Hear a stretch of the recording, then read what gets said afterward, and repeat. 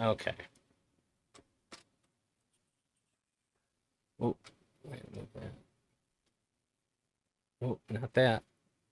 Okay.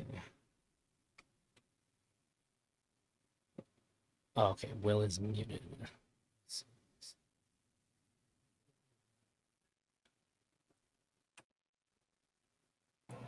Boom. Sorry, I was typing somewhere else. No, you're good. They hoed me on my nasal spray, which, as silly as it sounds, that is my most important medicine. That was the whole reason I They went up there. bummer. Like they just Yeah. they didn't have any, or what happened? I called them earlier, beforehand, just to make sure that it would be there. They're like, "Yep, we got you." I was like, "Okay, cool." And they had my regular shitty little asthma inhaler that doesn't work very good in the box instead. And so like when I felt it, I was like, "Okay, I have my heartburn medicine, and then yep, there's my nasal inhaler." And then I left to get here on time, and then it gave me my nasal inhaler. Well, well, that sucks. Sorry about that. Bummer. Why Awesome. why is that your most important medication? So Do you have asthma? I do have asthma, but that's not, well, it might be causing it to some degree. So when the pandemic happened, I didn't leave my house for a whole year. Like nobody in my house did. I went Okay. to the place that I worked prior to the pandemic one time. I stole the key. I told my boss I was gonna go steal a router from him. He didn't care. And so I went there, and like there was nobody there.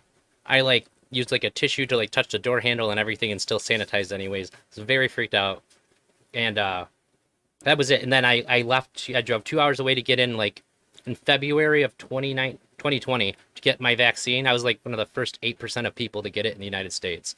That was the first time I left. Because my friend's like, hey, I know you're an actual crazy person when it comes to this. I'm just going to get you in because I can. So I did. And then somewhere in between the first 3 months, I started having really hard time like breathing and swallowing. And the best we could figure is I had been given a diagnosis of GERD. It's like when it's, you know what acid reflux is? Yeah, definitely. It's that on steroids. Oh, bummer. Like it's like I don't have to do anything to make it happen. Oh, And it's pretty common if you have asthma that you'll get that. So I've been taking like super heavy antacids and stuff like that to like make what's happening in my throat. And my buddy, who's a doctor, was like trying to help me figure it out. And eventually he was like, "You need to go. Could be like an actual serious like thing if it's caused by your GERD. Like it could be like potentially like life threatening if you don't get it taken care of."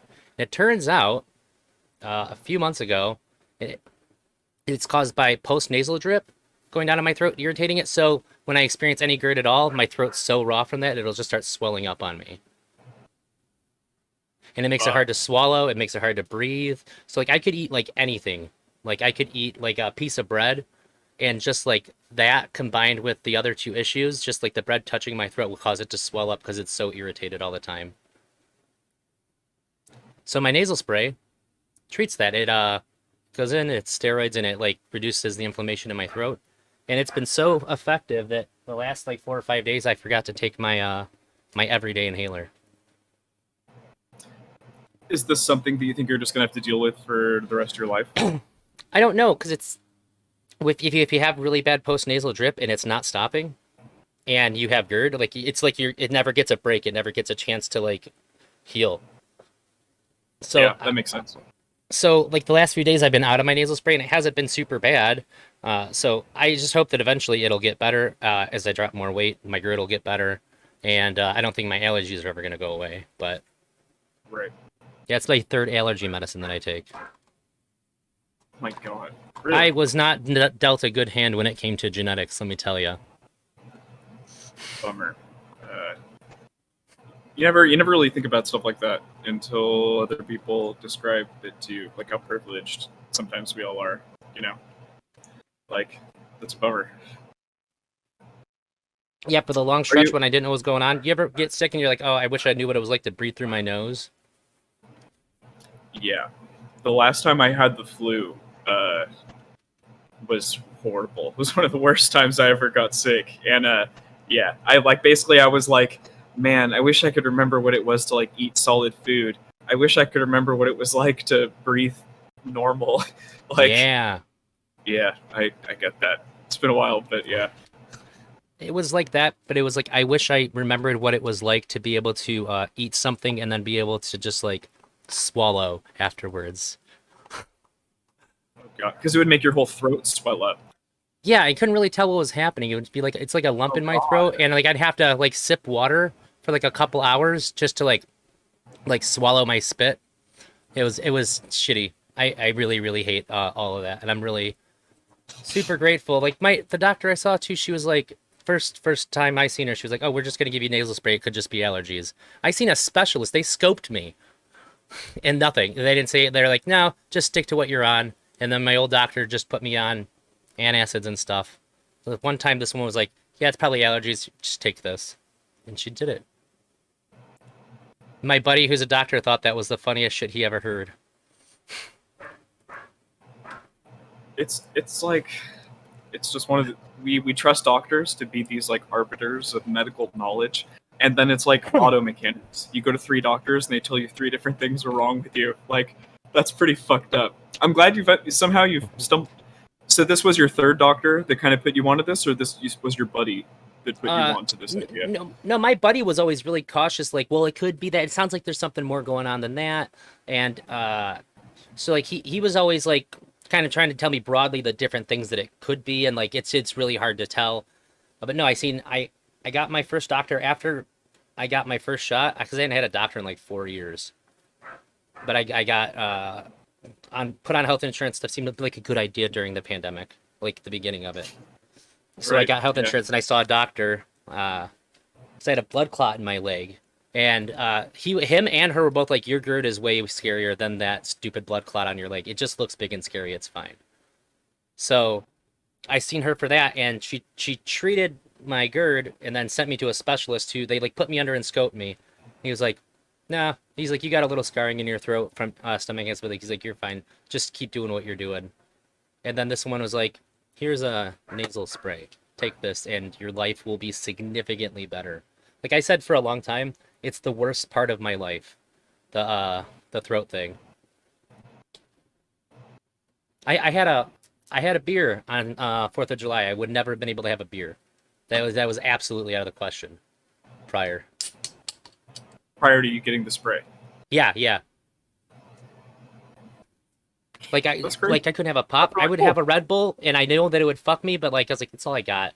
So for an hour and a half after the Red Bull, I'll just be awful. I still have a little bit of the cough from like my throat, but if you watch like some of my earlier stuff, I'm coughing like the whole time just trying to clear my throat. God, brutal. Yeah, it sucks. But But other than so that, waste. everything's okay. I mean, there's no, I mean, it could, I don't know, it No, it could be seems good. worse, I guess, right? Yeah, yeah. Did you get COVID during COVID at all? I mean, you said you were in the house. Have you gotten COVID yet at No, all? my wife got it and I didn't get it. Holy shit, very rare. If I get Wow. COVID, everybody better freak the fuck out. I am the safest person you've ever met. When it I'm comes to surprised COVID, that I mean, yeah, staying in your house for a whole year, that's a grip of time. I haven't gotten COVID yet at all either, and I'll be honest, I'm not very safe about it. I'm kind of surprised. I it seems like it's so strange. Like sometimes the most safe people get hit, and then the most like belligerent people don't the whole time. And then sometimes I don't know. It's crazy. It's been a crazy time these past couple of years. you vaxxed and boosted. Fuck. Of course, yeah, of course. There's a part of me It that wonders helps. if I got it and I didn't know. Um, yeah, I sometimes will ask my wife, like, do you ever wonder how many times we came in contact with COVID? Because like in the beginning, when we got our shots, that was like the one real like hall pass because there wasn't like any crazy variants out yet, and it was True. like it was over 90% effective at like preventing you from catching it.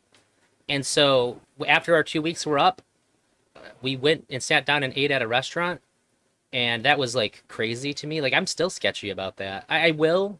Like I ate lunch with my dad like a week or so ago, but like I don't really like doing that still. Like, can you imagine dying from fucking having lunch?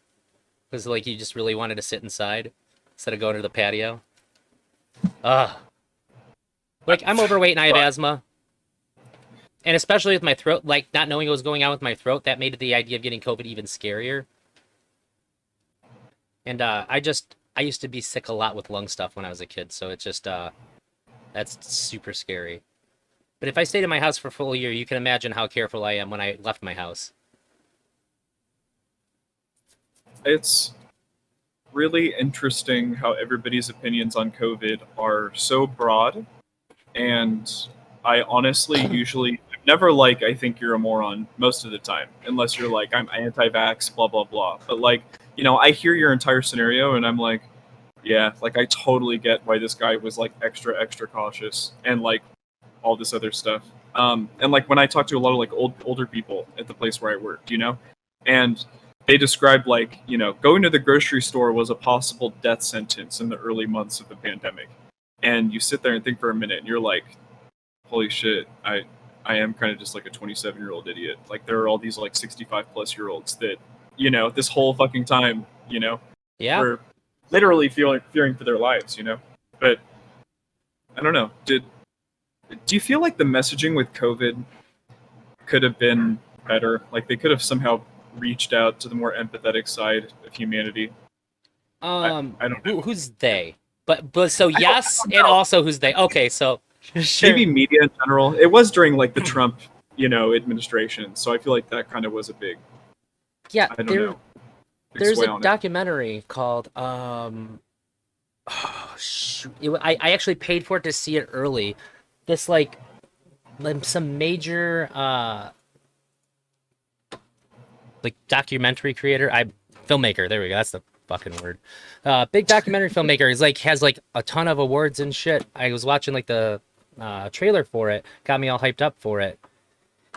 Made a documentary about how the Trump administration like did everything possible they could have done wrong with COVID, and like to what degree, like how much of it was like knowingly doing the wrong thing and like admittedly knowingly doing the wrong thing. Um, what was it? I mean, I believe you. Well, I God wanted Lord, totally under control. That's what it was called. It's totally a under control. Let me check this out. it's a pretty good documentary.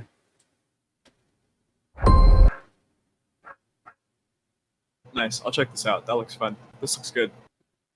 And like just to be clear, like I'm not a big fan of Trump. I have a problem with a lot of things that he did, but I'm super happy that he did whatever part he had in Operation Warp Speed and getting the vaccines out. I'm all about it.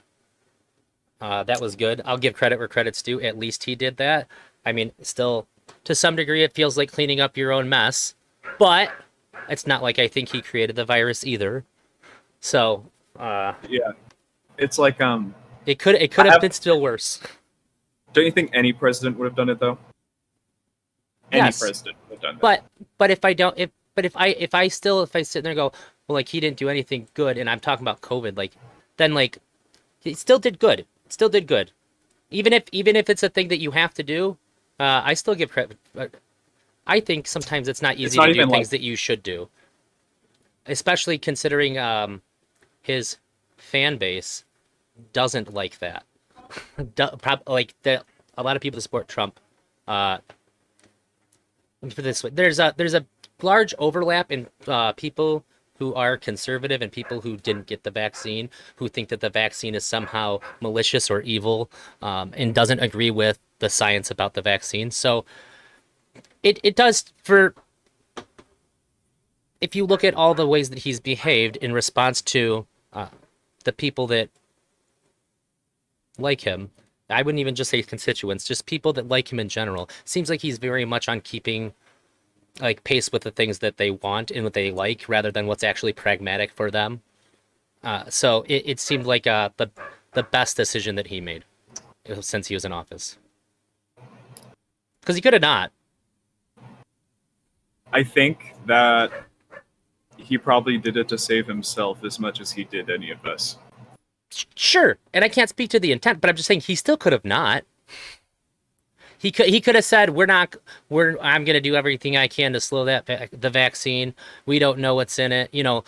All the rhetoric that anti-vax people said, and he would have hailed him as a god for it. and he do be liking that shit. Fair.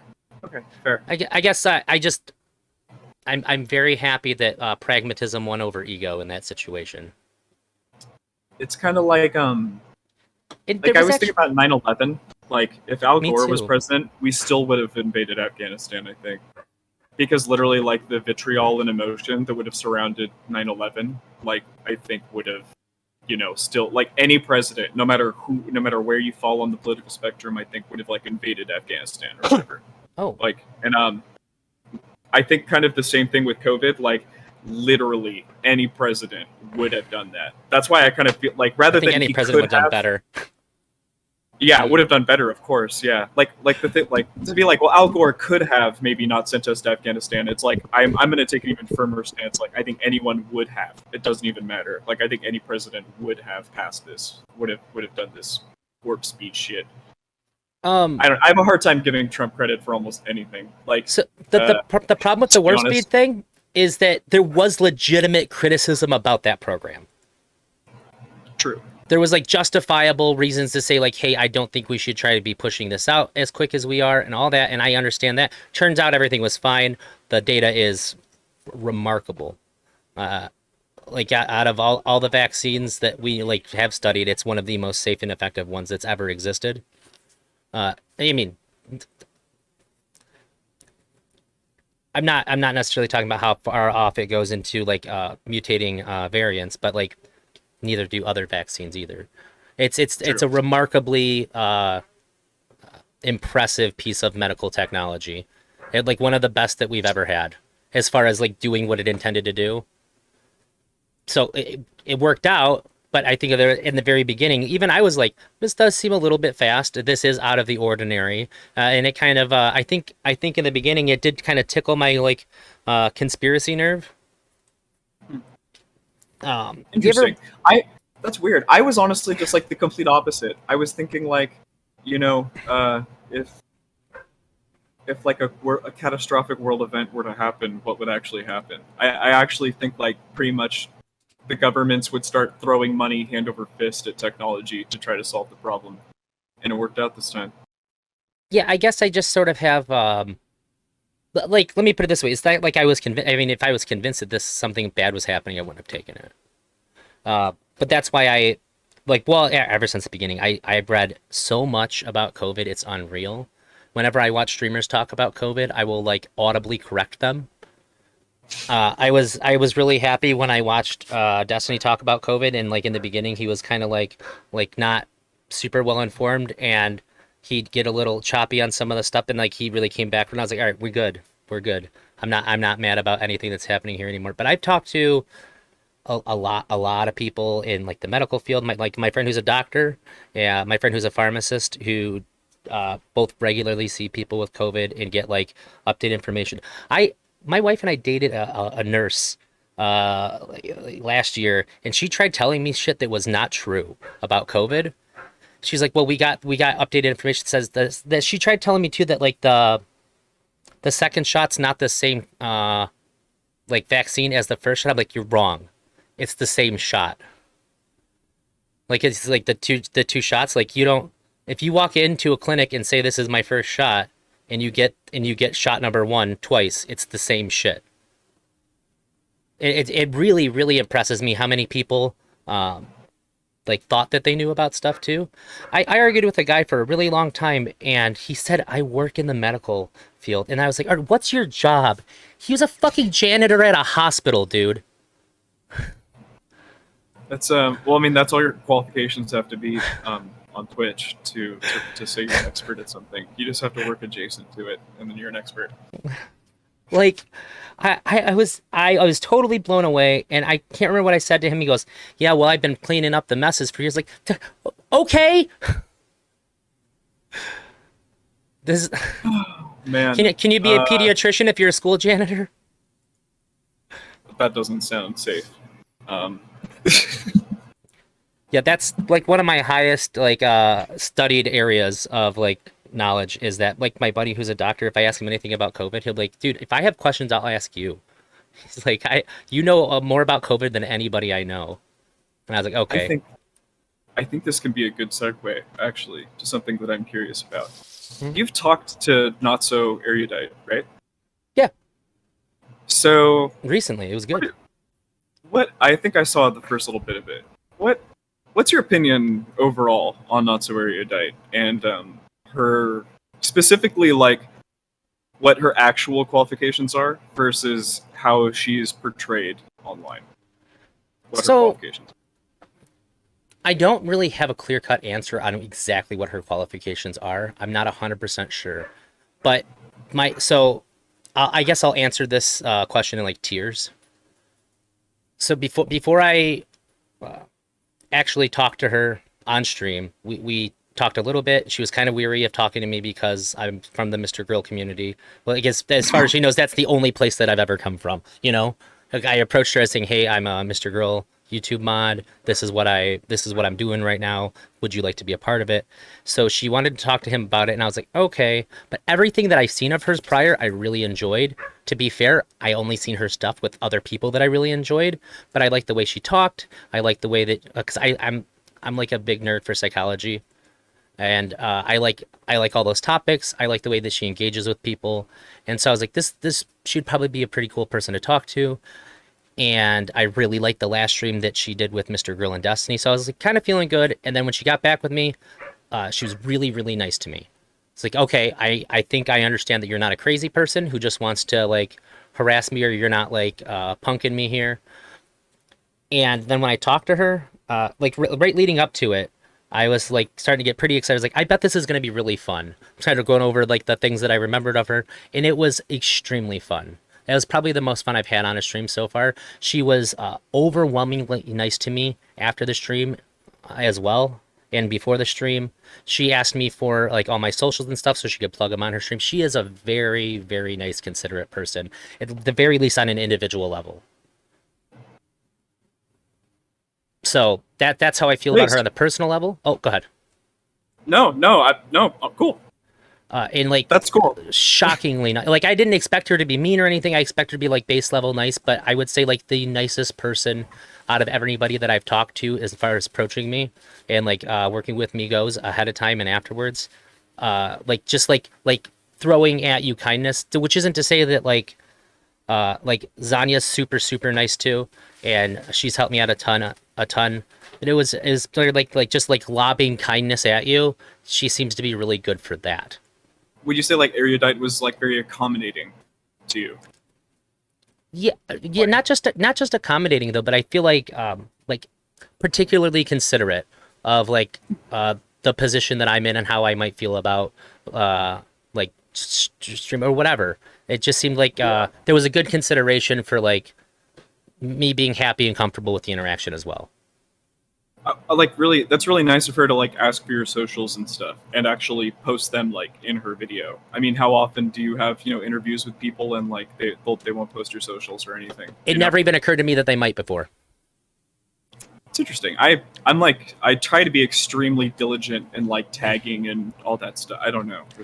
Maybe that's just my OCD kicking in, but Yeah, she even had it during her live stream too. It was wild. God bless. That's cool. Do you get some viewers out of it? Get some follows? I think I did. Like I remember afterwards, I woke up and I had like 7 new subscribers on YouTube, and like Twitch. It's hard for me to like keep track of because that's just kind of been going up pretty well for the last month. Nice. YouTube's super slow for me, but like Twitch keeps going pretty well. Uh, Yeah. I don't especially the I know last what you couple mean. days. There's just been a lot of like really weird stuff going on with my socials, and I don't really know how to interpret why are people like following me or whatever when I've never had any interaction with them. It's a little What weird. do you mean? You're blowing up. You've talked to more big figures in Twitch poll than most people your size. I mean, I I think it's really suppose so. impressive. I don't even suppose. I think it's really impressive. I think it's really cool. And like your lineup is just going to keep growing because you keep getting more clout with Oops. like everybody is going to start knowing you as like this as like the guy that Yeah, talks to the people that talk to Mr. Girl. And I mean that in the nicest way possible. Like yeah, it gives you credibility, I should say. Yeah, I think I have a hard time with a lot of that stuff because I'm just now sort of getting into the mindset that like, well, if I can um, use the growth that I have to just allow me to have more conversations with other people, that's all I really want.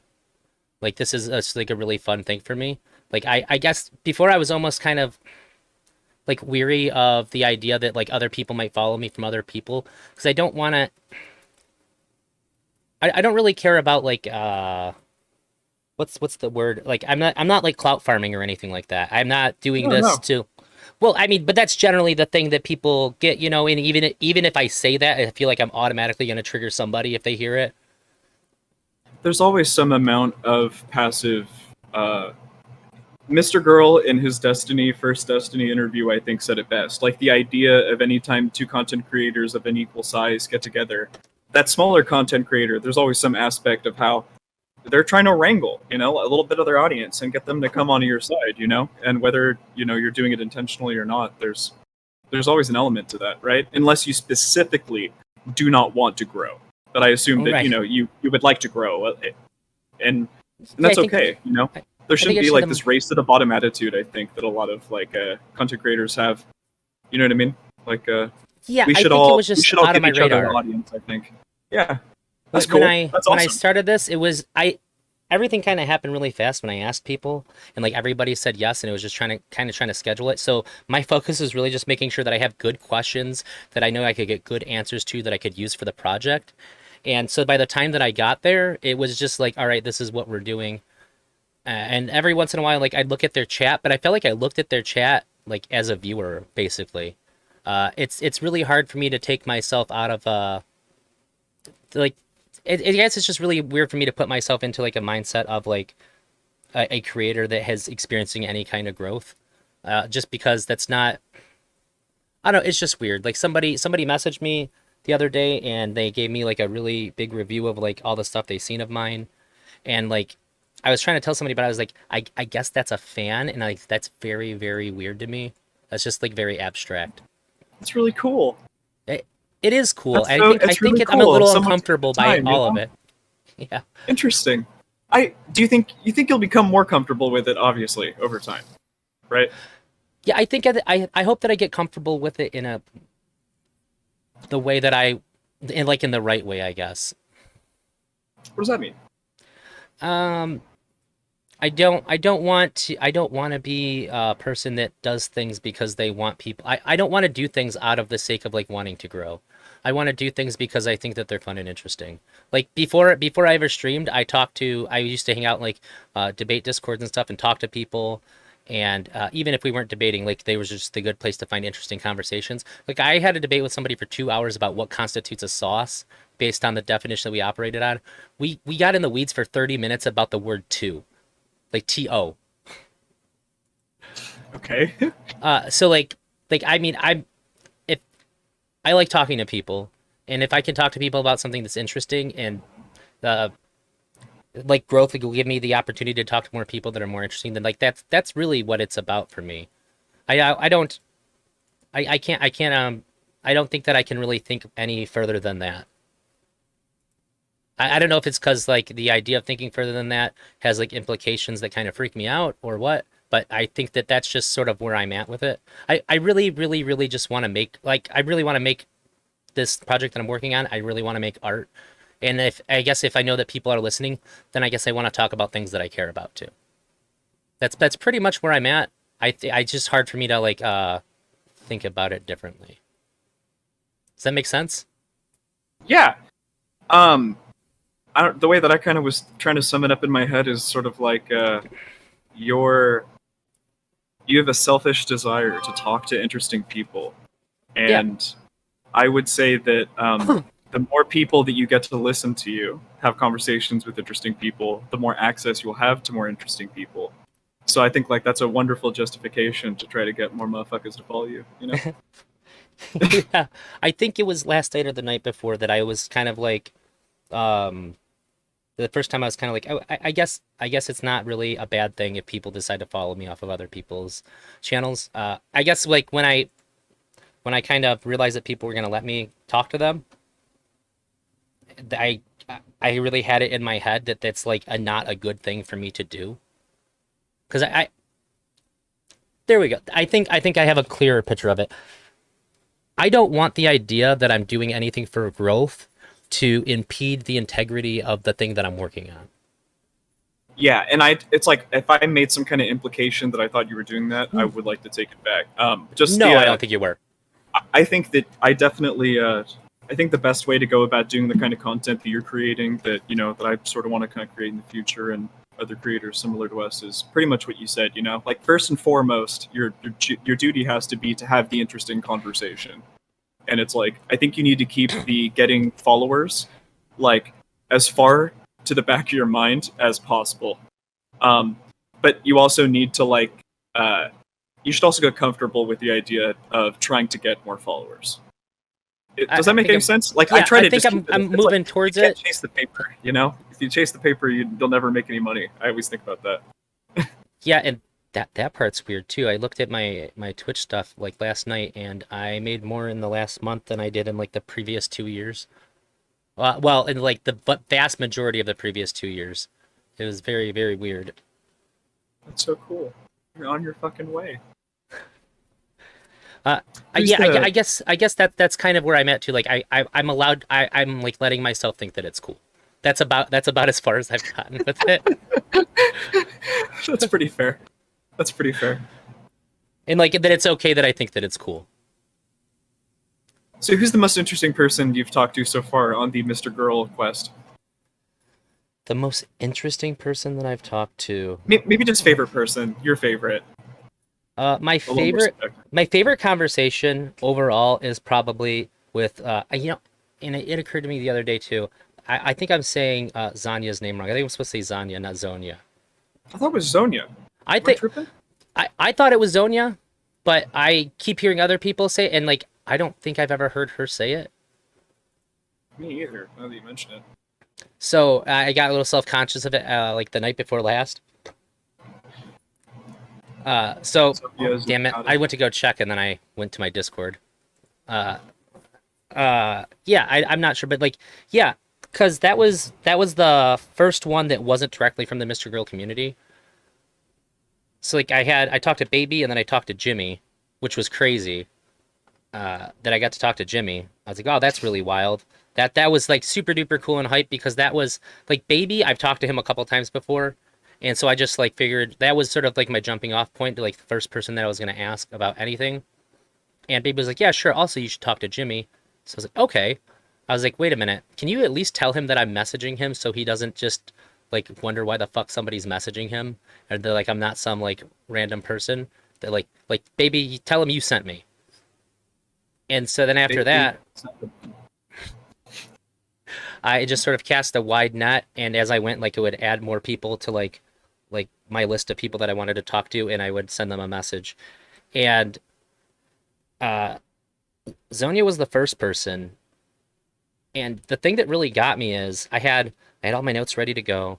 Like I physically write down notes to ask people things because I write better when it's on paper. And an hour and a half had went by, and I realized that we haven't touched what I had in front of me. And I was just Shit. like, you're an interesting fucking person. And I think that when I left too, like, I think I was kind of leaving for her sake. I was like, I've kept her too long. And like, when I ended the interview, it wasn't because like I was like satisfied and done, like I don't want to talk to you anymore. I think it was like a combination of like I probably have stuff to do at home that I should be like doing at this point after 4 hours, like whether it's spending time with my wife or whatever, and I probably kept Zonia too long too. Hmm. But I've been aware of Zonia for a really long time until we really sat down and talked. I had no idea just what a cool person she was. I feel you. I kind of just know her. I guess adjacent to the hippy dippy roundtables that she goes on occasionally in her couple conversations with that Yeah, Mr. Yeah. in a lot of those, it's really hard for me to figure out who's talking, especially because they're usually on like another monitor or something like that, or it's hard to tell who's talking because everybody's talking. Yeah. So it's really hard to like associate a lot of like people that do a lot of panels with who they are. Do you watch a lot of panels? I I wouldn't say I watch a lot. I watch some of them if I think that they're like really like particularly interesting, or if I have like some sort of emotional investment in a particular person that's on it. I kind of got indoctrinated into Twitch poll from like the Dylan Burns Hippy Dippy panels like a couple of years ago, starting, um, and Oh, like I've been watching them like crazy throughout this entire time. Basically, I'm like I feel like the quality of the panels has gone down substantially across the board. Prime K's, Dylan Burns, almost all the panels have gotten like worse. Um, I don't know. I never talked to anybody that watches enough of these panels to kind of give me an opinion. Like, do you have any kind of opinion yet? Like, do you think the quality of them has gone down? Am I just getting bored with the topics? What do you think that might be? I think something's changed, and I don't necessarily like the change. I don't know if I can say like the sauce is weaker, but like I don't like the flavor as much. So Hmm. like when I think the first panel that I saw, well, I does Raj Royale count as a panel show? I think so. Sure. Why not? That was probably like that was like peak panel show for me because it was so cool the idea that like a viewer could like shut somebody up or and like after each round you get to boot somebody off. That was a lot more what's the word? Not like just because of the engagement, but it was a lot more. There was like higher stakes to the things that people said because if you didn't use your time wisely on there, like you're just fucking gone. If you don't speak up enough, that could either like hurt you or help you. Like sometimes if you just sit there for the first couple rounds and don't say shit, nobody notices you to like vote you off. I just thought it had a really interesting Strategy. dynamic. Yeah, and that was really good. And then I liked the Prime panels for a little while, but it just seems like they gotten like really like everybody just screaming over each other before Prime like eventually breaks. And like I spend half the time watching Prime panels feeling bad for Prime. It's like he Yeah. has a rough job. And then the hippy dippy ones is so funny. When I seen it, I don't know if I seen it at the beginning or what, but I thought it was just like a really new thing, and I didn't know that was the first time I ever seen Dylan. And like I messaged him like I don't know something about it like then because I didn't even know that he was like a known creator or anything. I did not get a message back. This was like years ago, Yeah. He was and probably Destiny Orbiter around that point. yeah, I hadn't really seen or heard of him. Good morning. What's up? Oh yeah. Okay, go ahead. Do you think that They're on my keys. Twitch getting more? Wait, hold on. Am I supposed to talk? Yeah, go ahead. Sorry, my kid was asking me where the keys for the shed were. No, don't be sorry. Do you think like Twitch getting more strict with its guidelines has had an effect on panels and just discussion in general on Twitch? It inevitably has to, even if it's not like deliberate by the creator. Like you can't have 9 people show up uh, and pick topics and not be aware that somebody might do something that makes you lose your job. So I think you have to pick people more carefully. You have to vet people heavier, which means you're going to get less new ideas floating around. Uh, I think that it's bad. I think that the Twitch policies are just getting worse and worse for the kind of content that I like, at least. Like I watched the I have a couple of friends that are pretty big Twitch streamers, and like so I was watching the Streamy Awards, whatever. The first kind Yeah, of like big Twitch Awards show that they threw on last year or whatever. I guess it was this year technically. Anyways, like yeah, I thought it was interesting. They have all the biggest streamers from Twitch there, right? 20,000 viewer streamers. And like Hassan's there. Um, and like I just thought it was interesting that literally there's not like a political section. There's not like a news section or informative content section. You yeah. Like know, social like commentary. like all the Twitch poll stuff is very candy. Or Yeah, all the Twitch everything on Twitch is very candy. Like it's like for kids for the most part. yeah. And I think it's really like astute kind of like Mr. Girl's interpretation of kind of like Twitch just doesn't want adult content on Twitch at all. So all of the adults are moving on to YouTube to have more adult conversations, where YouTube is at least mildly more friendly with their TOS policy. Um, They don't care enough yet. one of the two, right? Yeah. Um, I think that it's pretty like long term. I think Twitch poll is just going to get completely like done, and it's just going to be YouTube poll. Like I think everybody will either be dual streaming or they will just move to YouTube, especially with the new policy where it's like you can dual stream. I think like as of next year or something, they're changing the policy so that you can actually do dual streaming if you're partnered and shit. Oh, good. Yeah, which will be nice, I think. But just really strange. Twitch poll is so strange. Yeah, well, I also think that it might be inevitable that YouTube will fall into the same like traps and reasons that Twitch has if it gets more popular. If their like live streaming gets more popular. Yeah, they'll start to look at like their ad revenue and like what things are problematic to be platforming and what things aren't, and like how far, depending on like which like side of the aisle is going to have more of the like popular narrative, like financially speaking. Then I think that it could go one way or another, where we see people getting banned for rhetoric that's not favorable to the dominant side at the time as well. Because at the end of the day, it's all about making money, right? For the companies. And then then everybody will have to move to Cozy TV, and then whatever comes after that.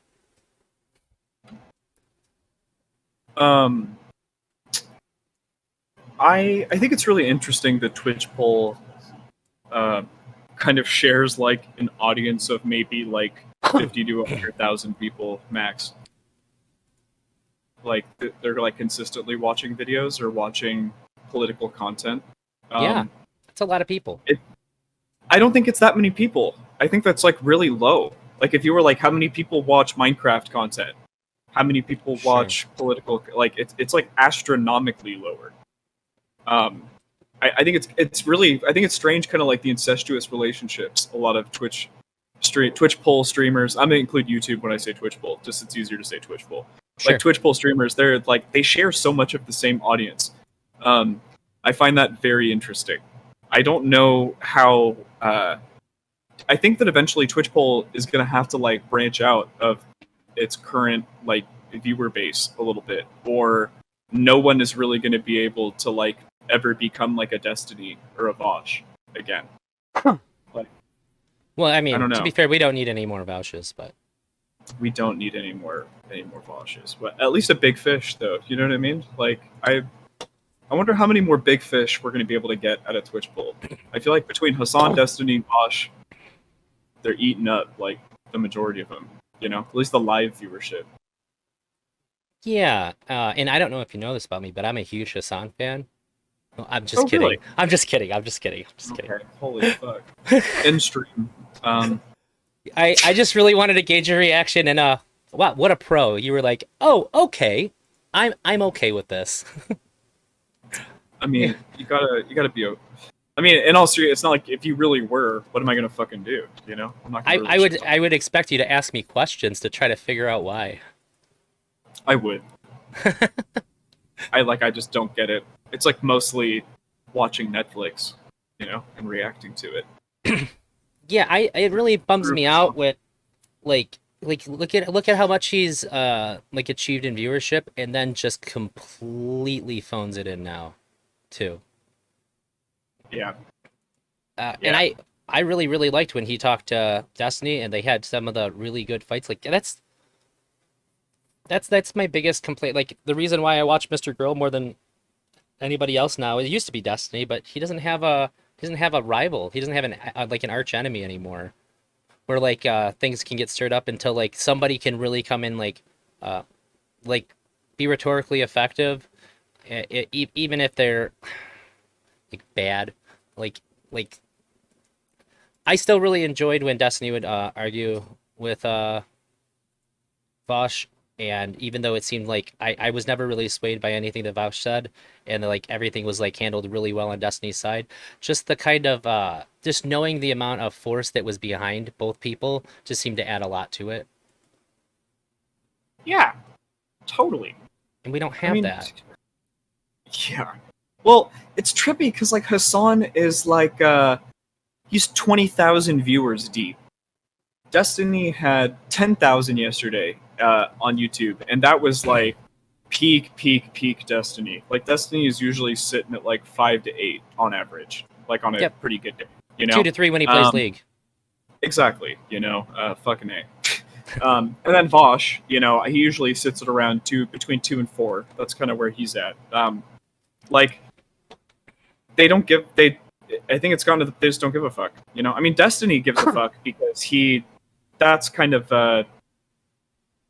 I think why Destiny does streaming. Like he could get like 0 viewers and he would probably still do streaming. I think that Destiny does streaming because it like injects the most amount of dopamine in his brain. And Destiny's just looking for maximum enjoyment at all times. It's like he doesn't care about his viewership really. I think, other than as long as it can keep him alive. Well, Whereas I like think Vosh and he did act differently. Yeah. yeah, exactly. Like Vosh and Hassan, they're like fucking. They need their audience like really bad. They really fucking need them. So it just stops. They got to a point where they didn't need Destiny anymore, and then they just said fuck it. And it's really weak. Yeah. Did you see the what was it? There was a video that got put up on Destiny's channel. It showed like clips from the interview with Hassan where he just kept like they kept like cutting back to the frame of him saying everything I did like I built myself, and it was showing like all the ways that Destiny helped him, like literally like letting him live with him and like having him come over for Thanksgiving. Like it's one that kind of shit really fucks me up. I don't like that. Sack of shit. Yeah. What a sack of shit. That is just such a like huge go to hell move. That's like a real dick move. Yeah, and I don't really care like how bad like he thinks Destiny is, like whatever way he views him in now. To like even earlier, I'm very much not a Trump supporter, very much, but I still gave credit where credit was due. Even if anybody else would have done it, I still say, well, all right, well, I still got to say he did the right thing. Like even if you think Destiny's the worst person on earth, to say that he's the one that fucking helped you. If that happens in like my real life and I hear people talking like that, like, well, you didn't do that all by yourself, man. Yeah, Like even in my job, I wouldn't let anybody take credit for anybody else's work. It's just it's if anything's wrong, that's wrong. I don't think. So, are you saying you think Destiny should have said something more about it? No, I think Hassan should have said something. Oh yeah, I agree. Like you're morally compelled to not steal credit for something somebody else does. Hassan knows that he's a bad person for doing what he did. Like Hassan, he's not that stupid to know that what he did was morally bad. He's just basically a grifter, I think, at this point. Yeah. I mean, just all the dumb shit that he says about Russia, like how Russia's not going to invade Ukraine, and then they do. And there was really good evidence that they were going to for like weeks. It's just really some of the shit that he says is just really silly. He should just stick to watching fucking chef TV shows on Twitch, and then I don't know. Twitch needs to breed some kind of a healthier community, I think, about politics. Because, like, Sam Cedar's show, The Majority Report, I mean, like, that's fucking amazing. That's a legitimate, news show that gets played 3 hours a day on Twitch and YouTube, I think that deserves to be elevated. Even Young Turks, shit like that. I think that deserves to be elevated. I would even like conservative ones to be elevated, too, honestly. I think they should just be way more hospitable. They're operating in the correct way? Yeah, okay. Well, yeah, TOS I think should be loosened in general. I mean, I'm not saying like we shouldn't be promoting, like Alex Jones level, conspiracy theories on Twitch. That's probably not healthy. Not at least not in the way. Like I'm okay with people. So you know what I want to see with that kind of thing. I want to see some kind of label or watermark or disclaimer associated with it. And I'd be pretty okay with it. Like kind of the way that like Twitter or Facebook handled the COVID misinformation. You can just say like none of these views have been substantiated by any like relevant agencies, kind of thing. And like I'm totally fine with it. Or like I think I talked to you about it when I popped by your stream. There's a difference between conspiracy theories and conspiracy fantasies. Yeah. And like I like conspiracy fantasy too, but like we gotta talk about it like it's that. Like I have like because I'm a longtime conspiracy theorist, pre 2016, but like I'll have like headcanon conspiracy theories that like I don't think really pan out, but like where you can just it's kind of fun to draw the lines and connect the dots of like things that probably aren't there. Like the like one of them that I have is like the idea that the all the crypto mining, the reason why this is happening is that we've sort of been manipulated into getting into this market so that all these mining devices are actually powering like a supercomputer that's doing some like insane thing that like we can't see like up to like as far out as like being able to like predict the future of world events down to like what an individual is doing because you have like so many powerful machines running all the time and you just ever think about like what we could like process if we aimed that all at one thing. It would be insane, right? That would be really cool. That would be pretty insane. And that would be worth money. Yeah, a So, like lot. injecting a large amount of money into this like miniature economy that sort of sits on the side of the world to fund some like super secret and in your face project. Like that's like a headcanon conspiracy theory that I have.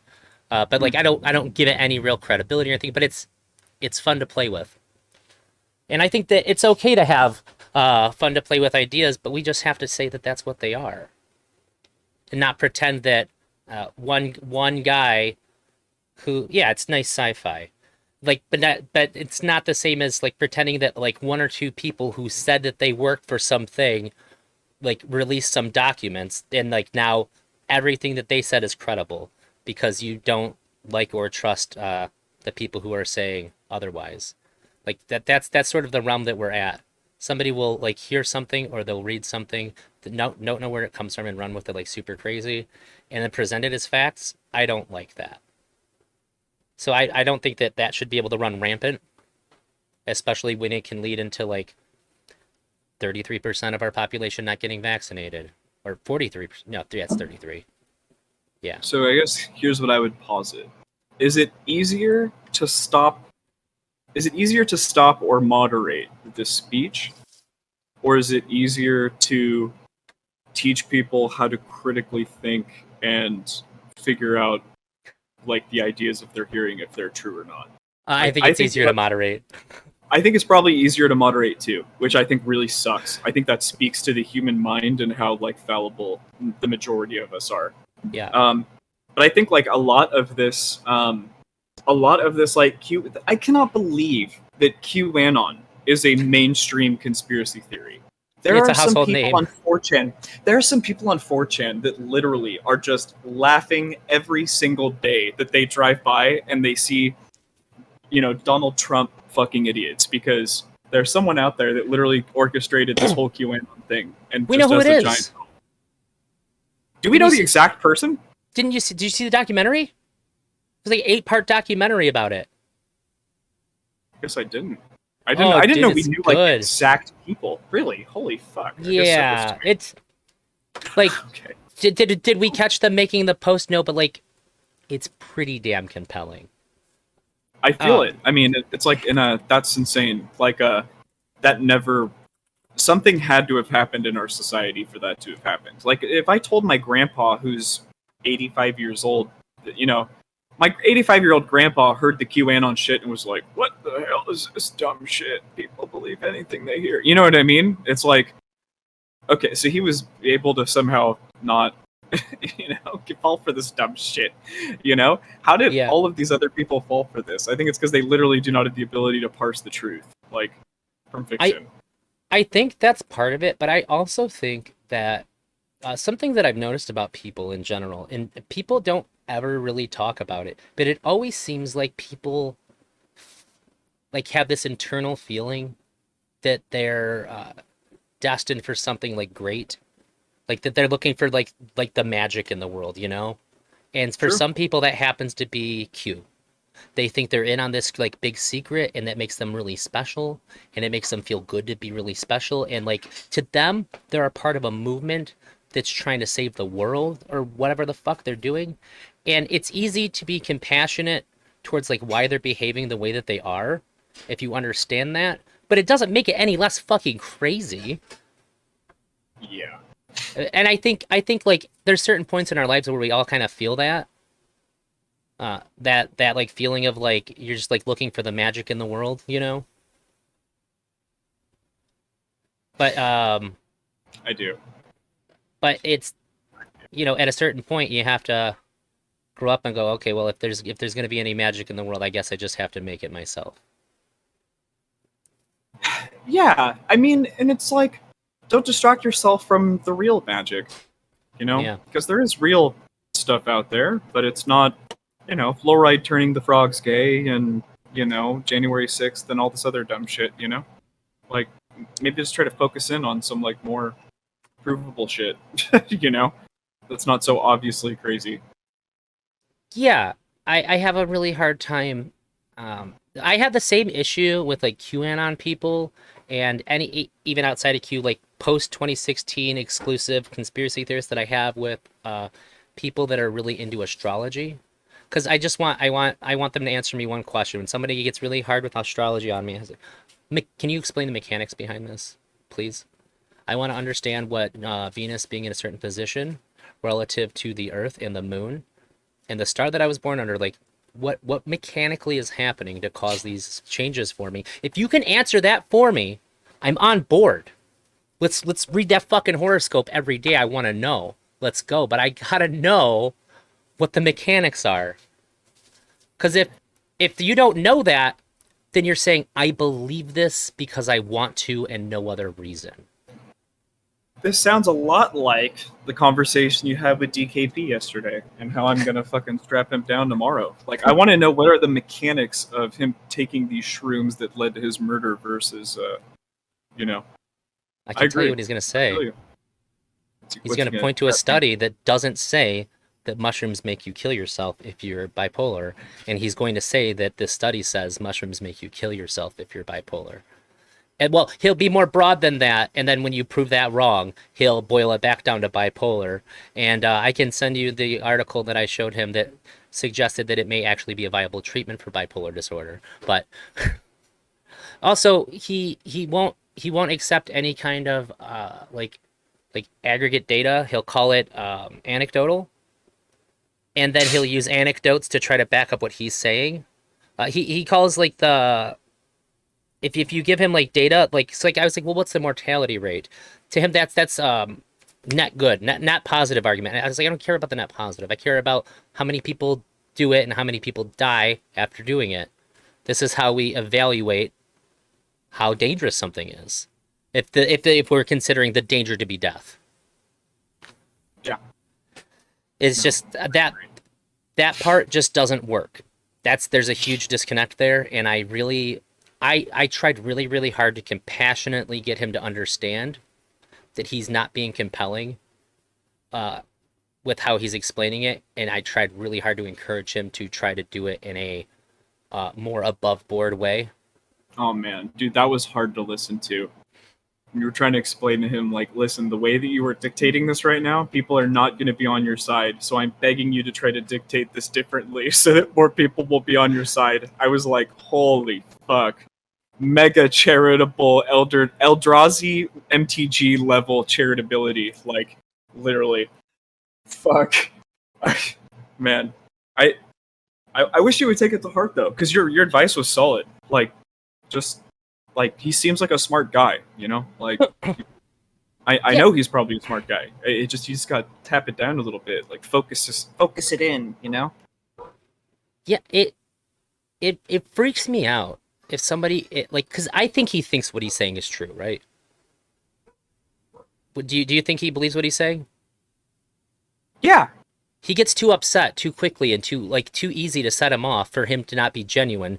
So the idea that you so passionately believe this, but you're unwilling to make any changes to how you present it, that that puts me in a really weird spot morally where like I don't know if I can I don't know how much respect I can give you if you're saying like I think that I have information that like involves somebody in what's essentially a murder. But I'm not going to do anything that anybody suggests that I do to help me prove it, even though I'm being shown time and time again that I'm failing at exposing it. Like that's scary to me that you could believe that and be unwilling to change to get the truth out. yeah, Because I think if you're wrong about something, but you believe that you're right, and it's an important like truth, like it's not true because you're wrong. But like you're still you're not wrong for trying to let people know as hard as you can. Like if you really think the Earth is flat, you you have to tell people because everybody's insane. Like why do they think it's a globe? Like you are morally compelled to do it. Yeah. But like even when I talk to flat earthers too, I get really mad because they're wrong, but they're wrong for the wrong reasons. I can make up a reason why gravity exists on a flat Earth. Like why aren't they saying that? Like I if know, right? It's like, like if just make something up. I don't understand.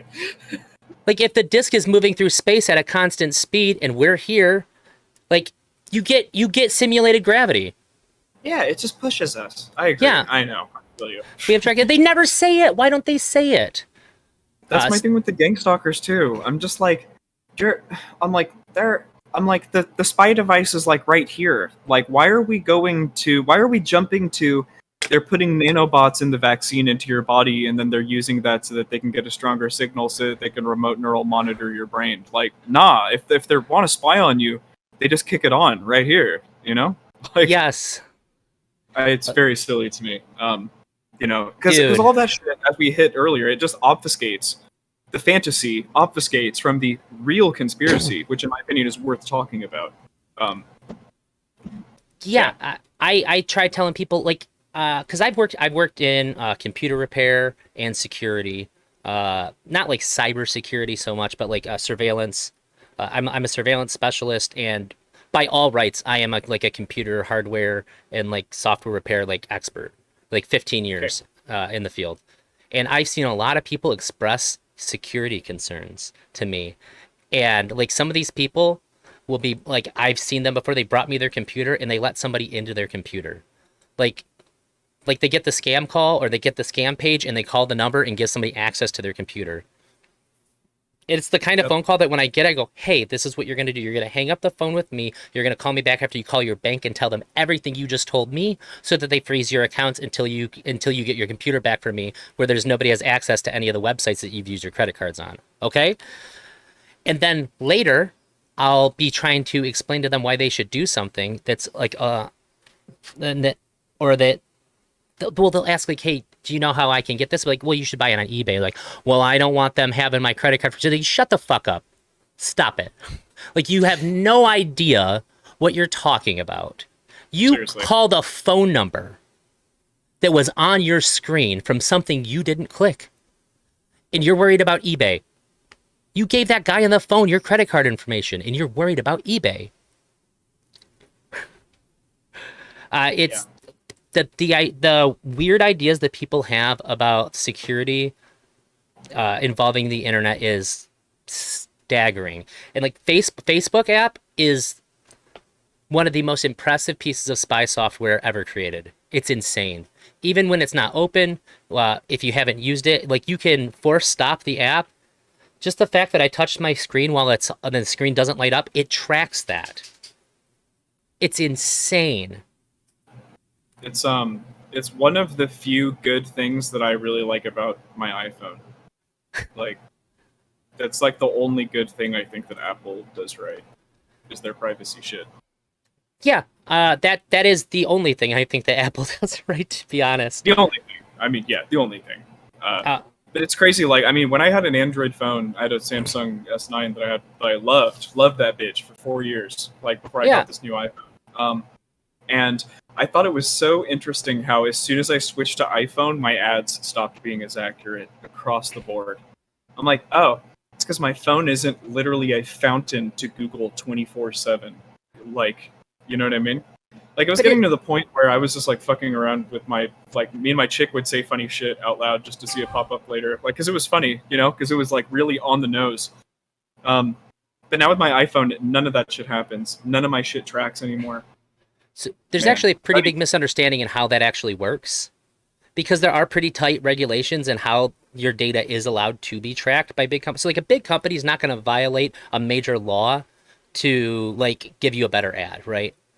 Because that's really bad for them. If that comes out, that like drops their stock and all that. So what happens is a lot of the funny things that you think of to say are because of things that happen throughout your day in ways that you've interacted with other people.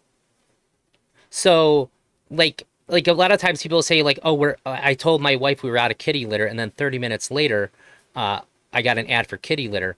Well, it very well might be the case that you were talking to somebody about your cat over the last couple of weeks, and it just knows that that's a thing, and so that when you saw the kitty litter in that instance, it just happened to be that because people, the things that are like coincidence happen all the time and they go unnoticed. But when it's relevant to a thing that you're thinking about, you're gonna remember it. That's why astrology tricks people, right? When it's right, they never remember all the times that it's wrong. They just remember the times it's right. Right. Well, I just mean like, well, we do know that they're like constantly like on an Android phone, they're constantly tracking your like location, and I use Google Chrome, so they know what websites I go on. Yeah, that's what I'm saying. But it's not hearing your conversations with somebody. It's just that a lot of times Right. our conversations are a product of the things that we said prior, usually using our phones, and that's how that works. And I think to a degree, like there are so many good things, like good arguments for like why we should tell people that like you should be careful about how you use your device. You should be really aware of how to like opt out of certain things if this is something that you don't want. But I think the rhetoric that like my phone's listening to me, it just sort of gives people like a sense of like defeat and they just don't do anything. So I kind of went through different waves of that. I used to use an app called Tinfoil for Android. It's really funny because it's like a little dude with a tinfoil hat on, and it's just like a wrapper that goes over the browser version of Facebook, and it protects all your data. It's not the Facebook app. It doesn't have all that access. And then after a while, it's just kind of like I don't fucking care anymore. Like it's only going to get more and more powerful. It's only going to get more and more invasive. I might as well just concede now and make my life more like easy. And I want my ads to be more targeted. Show me the shit that I didn't realize I wanted. Oh yeah, no, This is I America. I want to spend money on cool shit. it's like I'm very pro algorithm sometimes and very anti sometimes. Like I'm very pro music algorithm. Like my YouTube music algorithm is fucking phenomenal. Like it is always playing new music from people with like under 5,000 subscribers, fire shit that I'm constantly discovering all the time. Uh, Yeah. and like God fucking bless. Like somehow YouTube knows not to put mainstream shit in front of me. Like it's really cool. I don't know how the fuck they do that. It's magical. Um, and like TikTok. Oh my fucking god! It's Like the best I, at it. it's the best. I have since I've recently got like back into content creation over the past year. Like it's crack. I've been using TikTok a lot. It is just exactly what I want to see at all times. I don't know how the fuck they do that, but it's I don't impressive. use So it I often anymore because of it. It freaks me out because I just it has too much access to me, and therefore I lose it. Everything else loses access to me. I'm curious. I'm curious. Like so I have it because like here's what I know. I know that like TikTok, if you don't have it set right, it'll actually use like your front camera to like eye track you, like while you're watching the videos, even Oh, I and didn't know crazy. that. You didn't know that? Okay, there's a real fact. For everybody that's out there, TikTok eye tracks you while you're using your phone. Uses the front-facing camera to track your eyeballs. Um, I guess it shows which content you're actually engaged with the most. it measures the engagement of your shit better. So instead of Um, doing this, you're doing this. It knows, okay, this one has a lower eye contact score, which has whatever value in the algorithm. Yeah, So that's like really if you all interesting. you do is like look at porn on TikTok or pseudo softcore, like it just sees you looking at ass and titties all the time, and it'll put content that has more ass and titties in front of you, like real shit. But You know what's funny? I don't think I go after any of like the like, super obvious thirst traps on TikTok. I like never. Hey, chill out, dogs. Oh my gosh, I never fall into any of them. But like if it's just like a weird cute girl, I might like heart the thing. I'm like that's a nice video.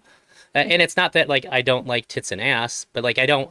I think I'm just so aware that I don't want my TikTok to get full of that I'm just like okay. I just usually like just try to skip right over it. Like I have other avenues for tits and ass. I don't need the place that I go for like funny videos to be that. Me. I'm curious about this question. I've asked a couple of. I love no, don't worry about it. Poochies.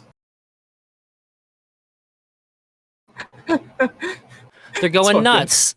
I don't want you to get overshadowed by the dogs in the recording. I got 3 of Oh, them. cool. Do you have 3 poochies? I do. What kind are they? I got a pit bull that we just rescued like 2 months ago, and we have a lab pitty, and then we have what is Annabelle? She's a border collie, and she's a rescue too. But Kiora is our lab pitty we got from 6 weeks. Oh, nice. So you got a puppy around. It is the cuddliest dog I've ever met in my life. When I go to bed, if he's doesn't matter if he's in the bed already or not, he jumps up, like comes up to me. If my arm's like up on my pillow, he'll put his head through my arm and like make me cuddle him. Oh, little Yeah, baby. he's a really good boy. He's right next to me, because of course you are. Yeah, I'm sorry. You were saying Fuck. What were we talking about? before my doggy so rudely interrupted you. No, not a problem at all.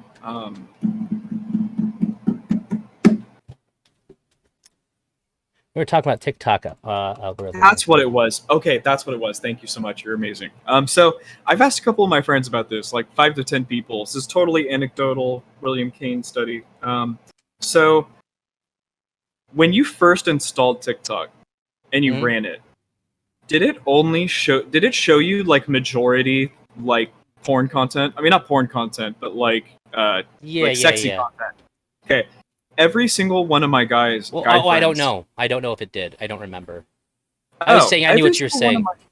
every single one of my guy friends, the first time they run TikTok, like, they make a fresh account, it's the first time they've installed it on their phone, they've never used TikTok before. The content is always extremely sexual. And they have to sit there and like, I'm not interested. I'm not interested. I'm not interested. Like hard press, not interested for like the first like 4 or 5 posts before it'll start showing them like other content. And it happened to me too. And I just think that is so strange. Like, I have this weird like headcanon conspiracy theory that's like the Chinese government making TikTok like to lower our attention spans, and like they have it pre-programmed to like if you're a male and you start TikTok for it to be kind of like softcore pornographic content, to get you like addicted to that and get you watching like super dumb shit instead of the informative shit that's on TikTok. Like they try to get you on that other stream first.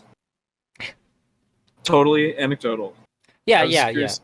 Well, I mean, even if we just accept that it's just there to make money, then that's a really good way to make money. True. Yeah. True. That too. But Yeah. like I've loved TikTok so much. Like it's like I used to go. You're sitting on the toilet. And you're gonna take 2 or 3 minutes. You might watch a YouTube video. Not Mhm. anymore. Like just watch the what do you call it? Watch some TikTok. Did it again. Yeah, I don't anymore. So like just today, I opened TikTok for the first time in a really long time.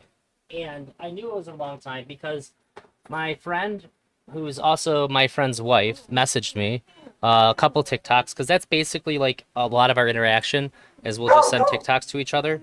And I seen how many that she had sent me. I said, hey, just so you know, I'm not like trying to ignore you. I've just been off TikTok.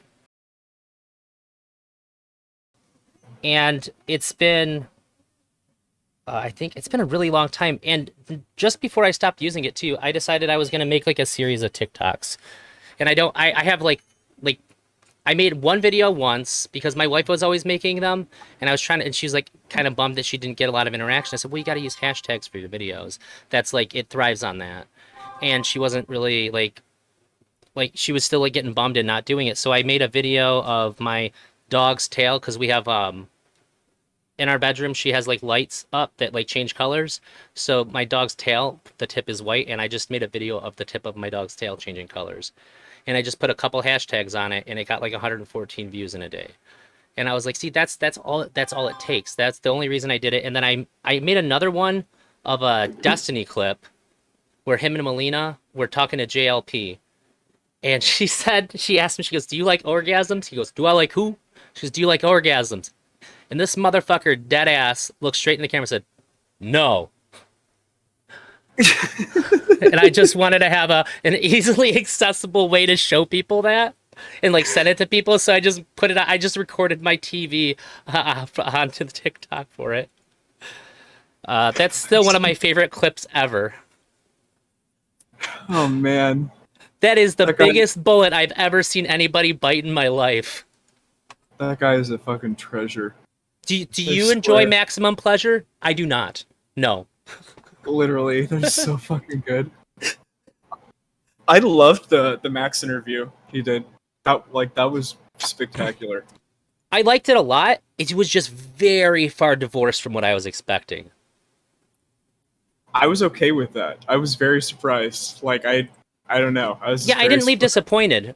It was just I was shocked. Like I feel like Jesse was Right? less shitty to him than like anybody else ever. Yeah. 100%. Like I he didn't say anything to him about like you'd think JLP's like a big Christian guy and like supposed to stand for Christian values. He didn't say anything to him. He just asked him if the videos with him and Shaylin were real. If anybody was going to like attack him over like the interactions just based on what they saw, you'd think it'd be him. amazing. Like I think he respected the alpha energy. He just knew that there was a fellow alpha here, so he couldn't pull his usual tricks. That's fair. That's fair. I was at. I remember when I was watching it too. I was like, "Come on, ask him the question." And then instead, he hit him with, "Do you love white people?" I was like, "What? What a twist!" Right. I like the part where he was like, "I'm what do you say? Like I'm black and slow or something." Yeah, he did. He says that once in a while. But it's good still. What? But like, what's funny is like I've heard a lot of like African American grandfathers like say stuff like that to people. I'm just like I think it's really funny. Like it's obviously not race related. It's like an old person thing to say. I guess. Well, I don't know. I always think of Jesse Lee Peterson as like the real life version of Uncle Ruckus. So it just stems. True. Like every time I True. see him talk, like it seems like he just adds a couple more points to that. Well, at least he's the closest we'll ever get to like a mainstream IRL Uncle Ruckus. I don't know.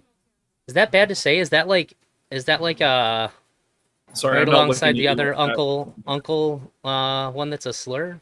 That's not how I intend it. I'm saying like he's literally like this guy. No, I don't. I don't think it's bad. I Okay. literally, I'm. Someone's. I think someone's. My next stream is postponing me for 2 more hours extra. I'm Oh, trying to see. Trying to double check to see how that's going. I'm sorry. I'm being rude, to be honest. that's okay. I don't care.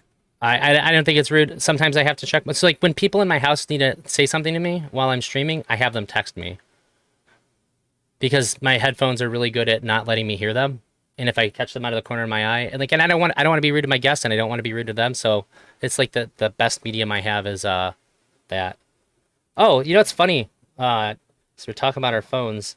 I I actually have a picture of Donald Trump as my background of my phone for a really funny reason. My friend's wife sent me this picture. I don't know how well you can see. Okay, yeah, it shows pretty good. And her husband's Actually, name is. I haven't seen your cam this whole time. Oh, that's right. Let me see if I can get you. I can't get OBS digital camera to work for like no matter what I do. Dude, me either. I get it to play, and then it only goes like 3 frames a second. It's the stupidest shit. Oh, Like, it switched us. What is going on? After I did that, it swapped our screens. I kind of cheat. I have my nice webcam is for my live stream, and then my internal one on my laptop is what I use for Discord when I have to do my interviews. Yeah, So I have that too. I always forget that I have the crappy one. I can give you a camera feed. Hang on. But then my green screen's gonna be on it too. you literally don't have. It's up to you. Oh, I we don't switched. mind. That's what I said. DM it to me. DM me this picture. Screen cap it and send it to me. Okay, I will. And his wife sent it to me, and I was like, "That's really funny." And she was like, "He told me not to send it to you." And I was like, "That's great." And I worked with him at the time, so I was like, "I'm gonna make it my background." Where is Will? There you are. I got you. And you can see all my apps. Do you know what? Do you know what doesn't have a good algorithm? What? Like dating apps. Like Tinder in particular has the worst algorithm. Like it'll be like it always cracks me up, and I'll show my wife and be like recommended for you. I'm like, why? Why are like literal supermodels recommended for me? Like, is like any part of this like profile 54 miles away, like 7.5 pounds with like 12-pound tits? Is that who's swiping right? I mean, like, why is this recommended for me? What about it? Like, why do you think this, Tinder? Like, I have never used a dating app ever. well, I don't even know what they look like, to be honest. Tinder's a Are they? little fire. You know what the Tinder It's symbol like looks I know like? that's the swipey. That's the swipe thing, right? Yeah. That's See, interesting. So well, they all of them so have they that actually have now. an algorithm to try to like they try to pin you like with people that they think that you'll Yeah, they try. recommended for you. Yeah, Really? but it's absolute nonsense. Like, because I'm despite curious like how they being qualify that. fat and goofy looking, I get a fair amount of matches on there, but it's not with the ones any like there's no correlation between like the profiles or the interests listed on the profiles or even like distance that would correlate the recommended for use. There's like nothing that I can figure like because I'm like really breaking down trying to think about it and I can't find any reason why they're recommended for me.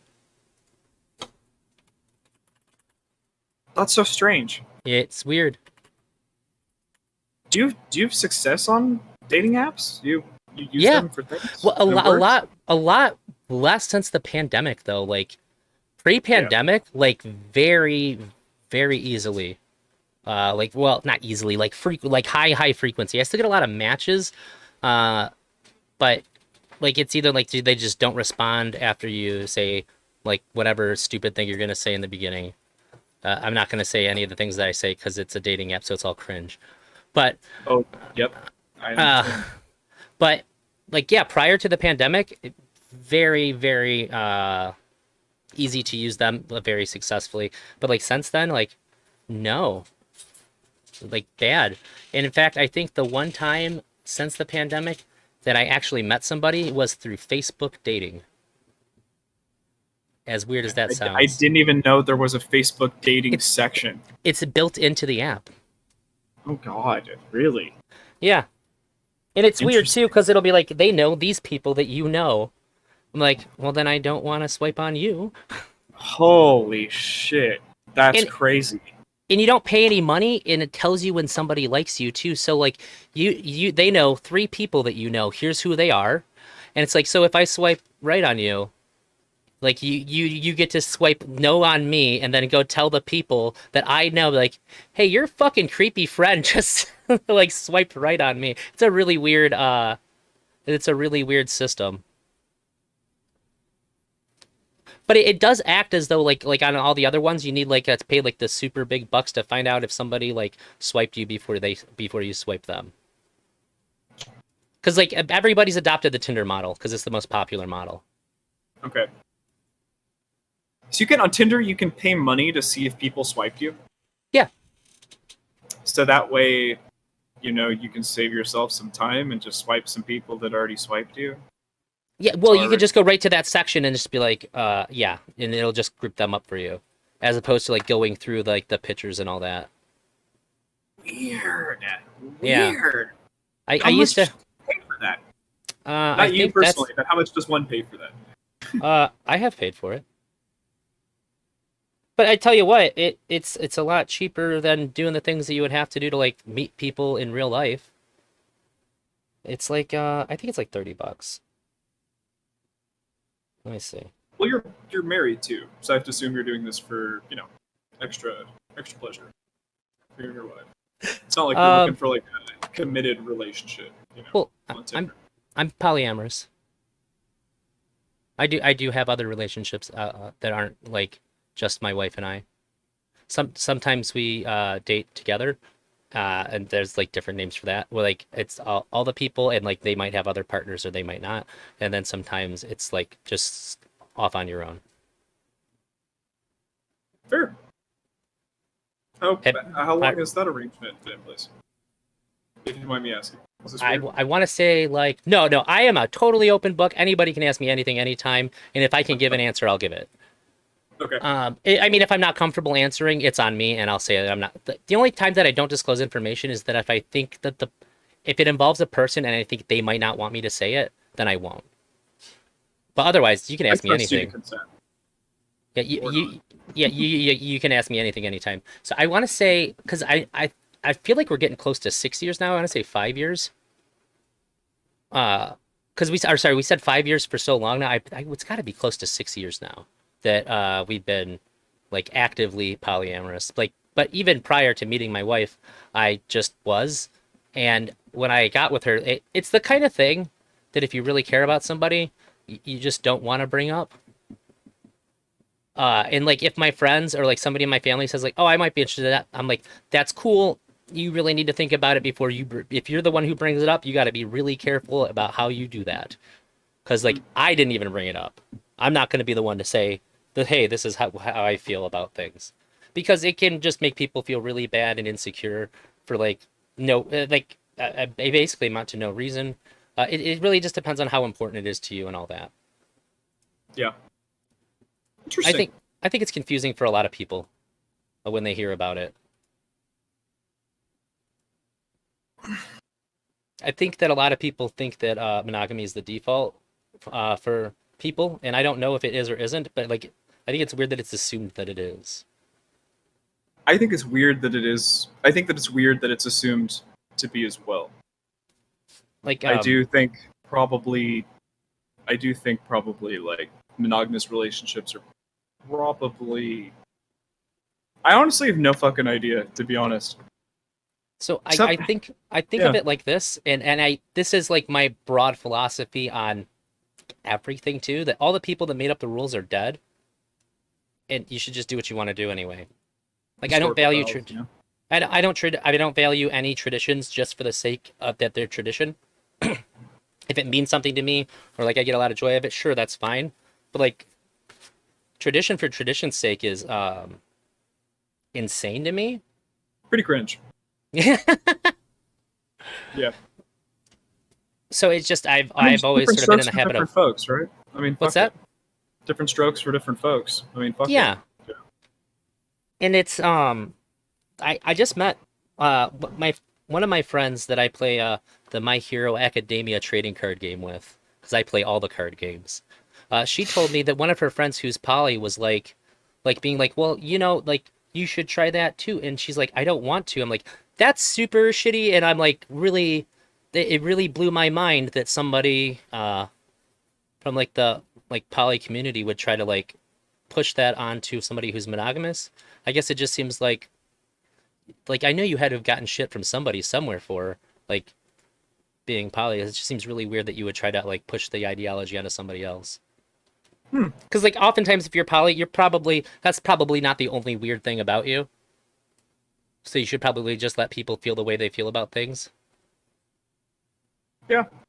I mean, if you're not harming anybody and everybody's consenting, the fuck do I care? You know? Yeah. Right. I want you to be happy. You know? Yeah. I actually did a my first like time interviewing anybody on stream was there's a woman who goes by Miss Eldritch on Twitter, and she's a it's weird to say content creator. She's like a magic. What did I call like her Twitter would be best described as like sexy magic, like Magic the Gathering. Okay. Because it's like it'll be like here's some magic spoilers, here's like my deck list, and here's my cleavage. That's like her feed. And she has like a pretty cool Discord where people play. I don't know. Do you play Magic at all? Have you ever? Yeah, I Are you used to familiar? play Magic hardcore. Yeah. Okay, so you know what Commander is? Yes, I do. That's what we mostly played was EDH. That's my Okay. shit. Yeah, her Discord server is Cleavage EDH, and they have like a bunch of Commander games that they like. She's on a lot of other people's Magic streams playing, but she doesn't stream. I was like, you're missing out. You have like she has like thousands of followers on Twitter. She could really like turn that into like a streaming thing. Like other people are benefiting from her being on their stream. It's like she should get on that too. So the first part of it was talking about like how can we make the Magic community better for women because it could be. It really could be. Yeah. I mean, I've been to plenty of card shops. Yeah. Then you know how it goes. Like it's not like there's never any women playing Magic, but there's not a lot of them, and they're The guys are usually not there usually by very. themselves. Yeah, and the guys that are there are usually very cringe. They're just not Yeah. socially adept.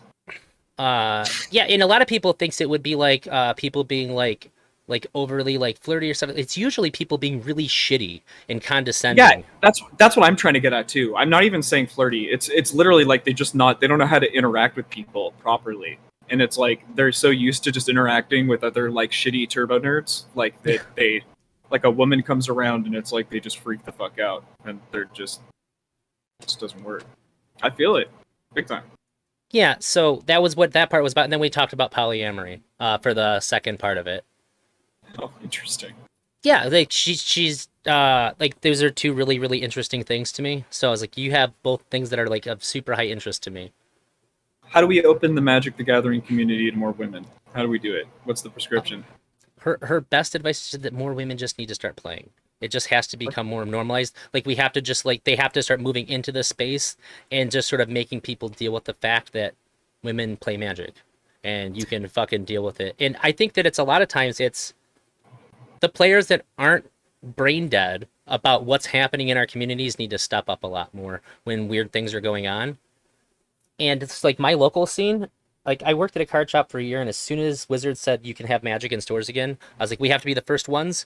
The Magic community here sucked ass. Nobody ever wants to come here because it's bad. Like we're gonna change that by being the first ones open, and I'm gonna run it.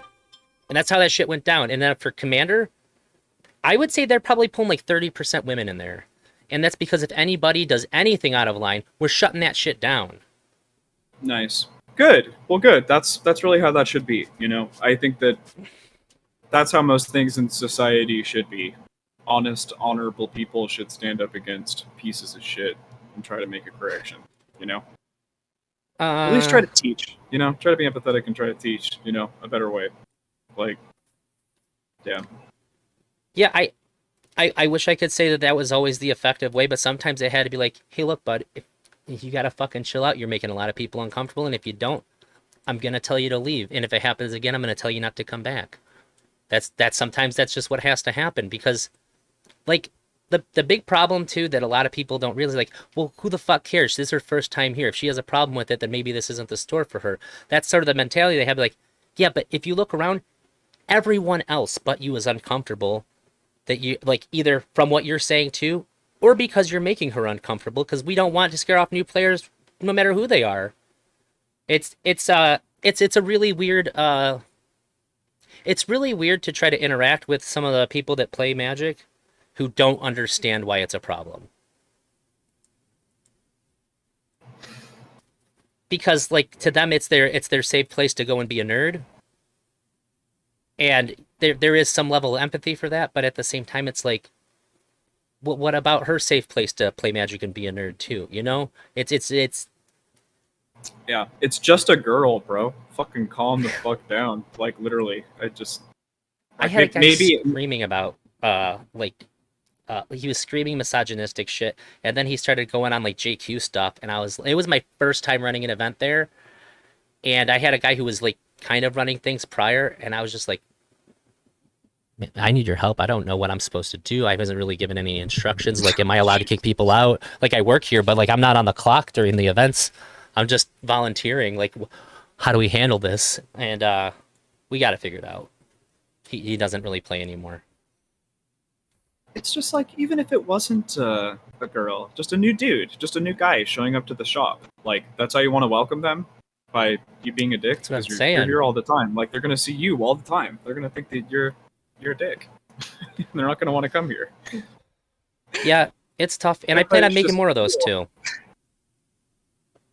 Nice. I Because go. Magic's just really well accommodating to white nerdy guys. I didn't think that it was. I read an article about how Magic isn't very welcoming to minorities, and I was like, is that really the case? And then I would think about my Magic stores that I go to, and one of them is the biggest in the state. That's right by me. I can walk there. It's easy. Like it's like right there. So I used to practically live there, and yeah, I think that's kind of the case. So and then I talked to some of my friends that are like in like the like like we're like these are the better players in this area group, and we just all kind of talked about it. And that's when I think I decided that like maybe I wanted to make something about it, and I reached out to her because I'd already followed her for a while on Twitter, and but I think I want to make some other videos like that too because I want to get a better idea of what exactly, because I don't know exactly what it is that's upsetting different groups of people, because I'm sure like I would have to assume at least that women are getting treated differently than somebody who's like black that's coming in and playing. That well, the reasons why they feel uncomfortable are probably different. Because I know that for sure people like to make a lot of inconsiderate jokes when they're hooting and hollering after their games and stuff. And so but I'm not really sure what the, or if it's just the sake that when they come up, people don't want to teach them, and it seems like they're a lot more accommodating to other people. So I'm not really sure what it is, and I really want to find out because I play Magic a lot locally, like in paper when I can. It's kind of been on pause right now, but I hate the idea that that the game that I really like it is like quite literally well, I say it saved my life because it got me out of doing a lot of stuff that probably would have ended up killing me at a certain point in my life. The community, it's the community, not the actual game. So I want the community to be good. I hope that that's something that can help other people later on, or when they need it in their life. And I don't want it to have to. I would hate to think that somebody was coming into what can be a really really good community that could make their life a lot better by being a part of it, being stopped because we're not having conversations about it. Does that make sense? Yeah, that would suck really bad. Yeah.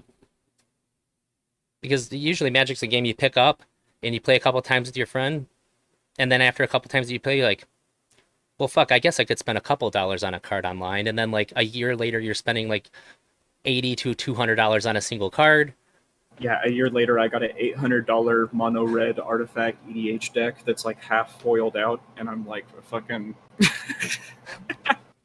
But it was better than regular crack. I mean, You can't get your money back out of actual crack. that's actually the real ticket. I actually got all the money back on my deck when I sold all my cards. Like I made money off Magic for sure. Like I spent so much money on it, and then when I liquidated everything, I for sure made money. Like, God bless. Magic is the best hobby that I know of that you can sink money into and then still get, at the very least, the majority of your money back, as long as you don't play standard. That's a scam. True. Very true. Very true. You play an eternal format in Magic, anything but standard, you can get your money back. Oh yeah. Oh, definitely. Yeah, Which Magic's is really cool. rare. I've been thinking about picking it back up again, but there's not really anybody that I fuck with anymore that plays. You can play Arena. That's online. Yeah, or you could play MTGO. There's a thing called Mana Traders. You pay, it's like you pay a fee once a month, and you have access to like any deck. Like you just rent the cards from them, and then you can go and play in events on MTGO, which has every format. A part of me wonders how much of it was Magic versus the friends I made along the way.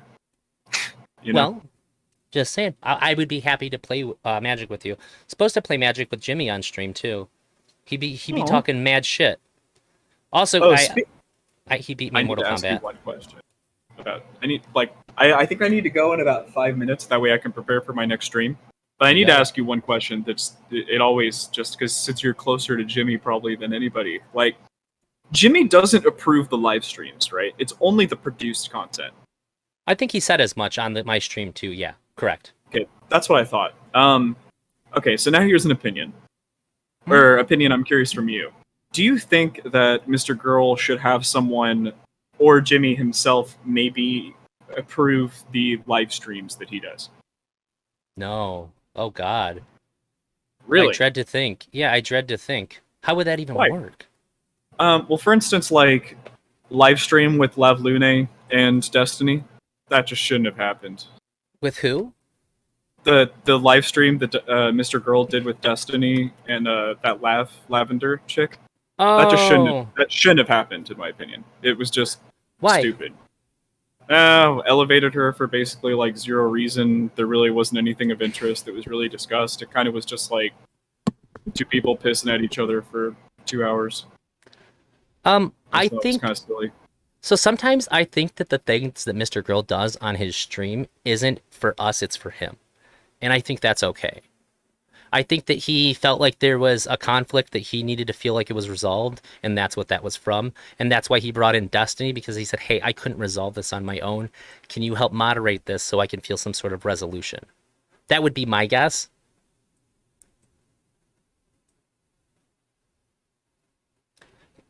And if you think of Mr. Girl as a very emotionally aware and emotionally mature person, that's internally like they know what they need, that seems like the move to make.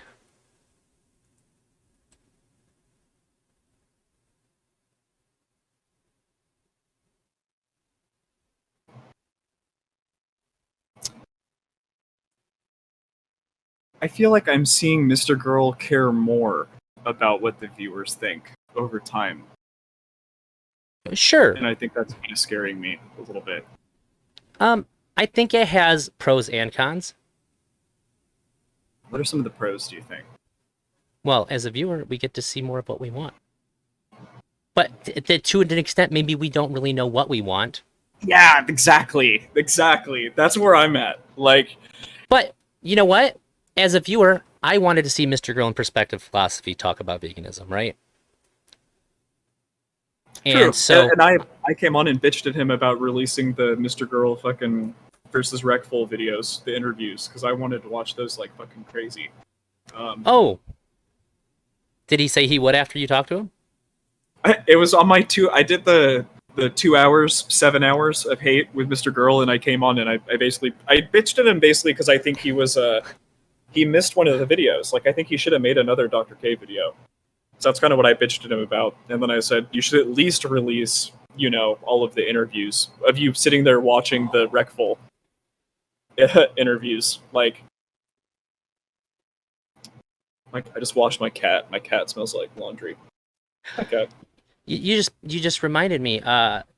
Killpatient sent me a clip that I think is really, really good for Mr. Grill to have because it was somehow supposed to be in his like to help his argument, Dr. Killpatient's argument, but I think it did a really good job of reinforcing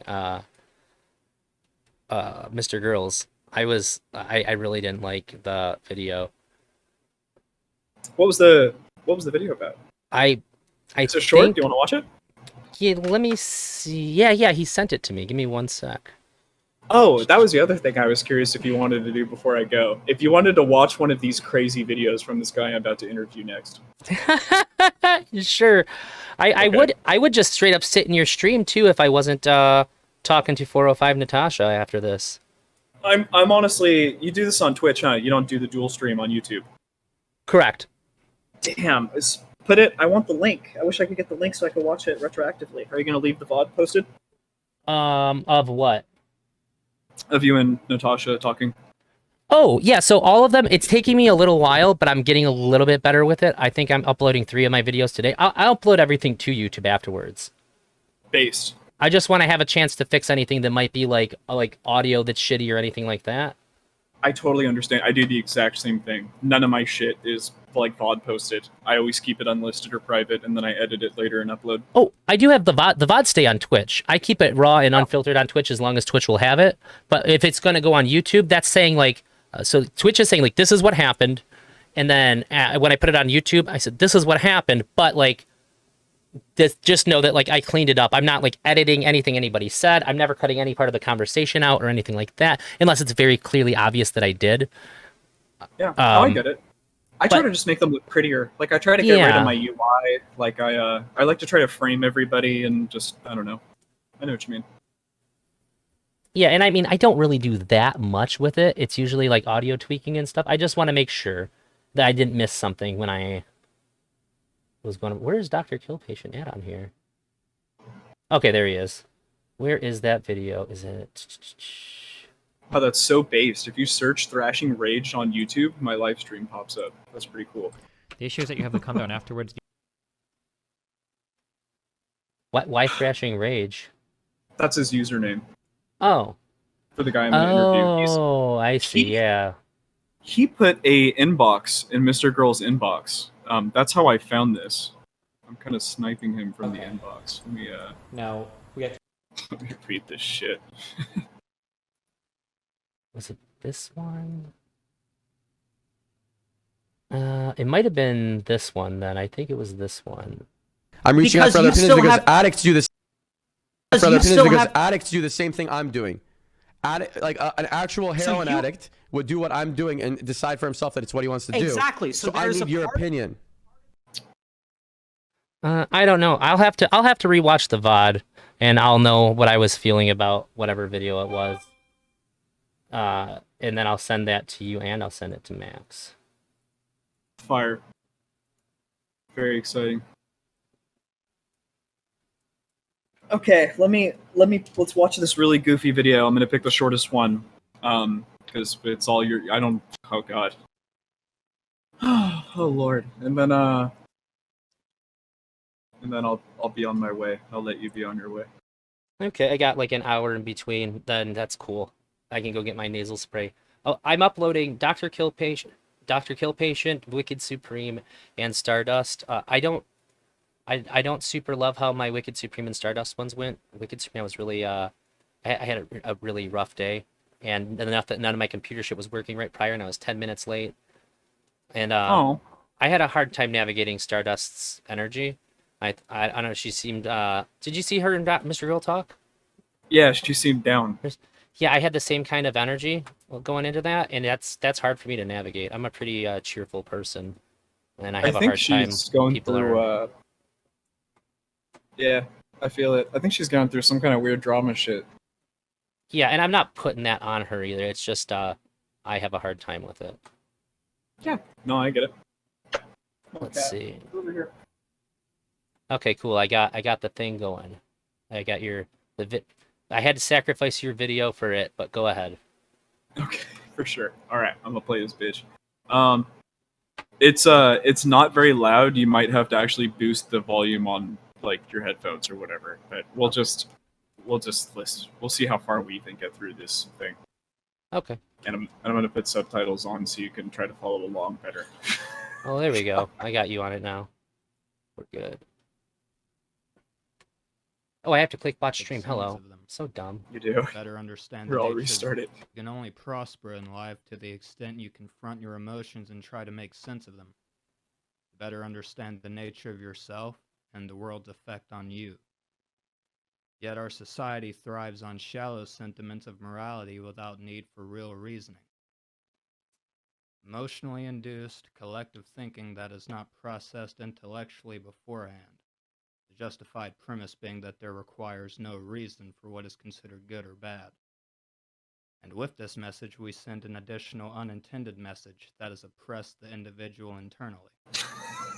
The seed of worrying how you are perceived and what others think of you, and incongruence hiding from not only others, but yourself.